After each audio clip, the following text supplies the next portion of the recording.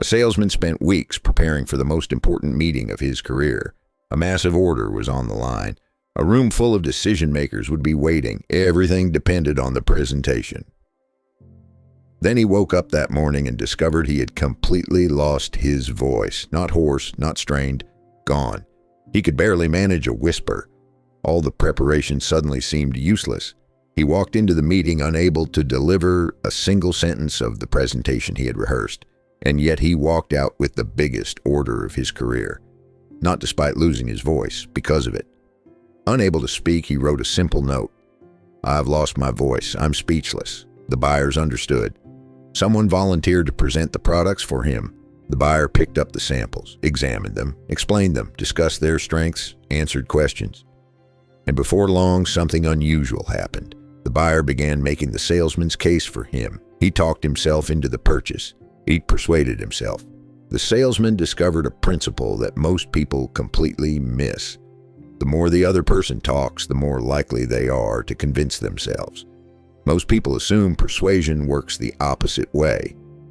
When they want to influence someone, they talk more, they explain more, they provide more reasons, more arguments, more evidence, more pressure. They believe that if they can just say enough, the other person will eventually agree. But every extra sentence you speak is a sentence the other person never gets to say. And people are rarely persuaded by your conclusions as much as they are persuaded by their own. The person sitting across from you understands their needs, concerns, goals, and frustrations better than anyone else. So let them explain, let them explore, let them think out loud. Very often they'll talk themselves toward the answer you hoped they would reach all along.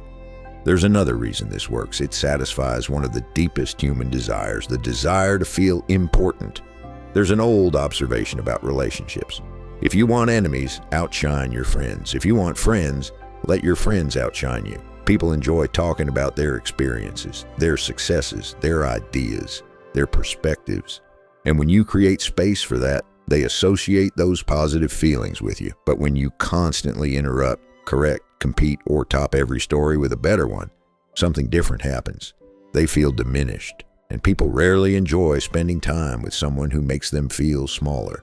The talker feels important. The listener earns trust. Listening becomes even more powerful when emotions are involved. Think about the last time someone was angry, a customer, a coworker, a family member, a friend. Most people immediately jump into defense mode. They interrupt, explain, argue, correct. But often, that's exactly the wrong move.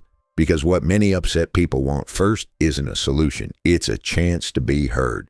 They want to empty the tank, to tell the whole story, to release the pressure. When you let them do that without interruption, something remarkable often happens. The emotional intensity begins to fade. The pressure decreases. The problem starts shrinking on its own. Many people calm themselves down simply because someone finally listened. Of course, this sounds simple. Talk less, listen more. But in practice, it's surprisingly difficult because silence feels uncomfortable. The pause after a question feels uncomfortable. The urge to jump in feels almost irresistible. You think of a clever point and want to share it immediately. You think of a solution and rush to offer it. You fear the silence, so you fill it. And in doing so, you often talk right over the thing you needed to hear. That's what the salesman learned when he lost his voice. Silence isn't empty. Silence creates space. Space for people to think. Space for people to feel heard. Space for people to persuade themselves. So the next time you're trying to influence someone, try something unusual. Ask a question, then stop. Let them talk. Let them shine. Let them explain. You don't need to lose your voice to discover what that salesman discovered. Sometimes the most powerful thing you can say is nothing at all.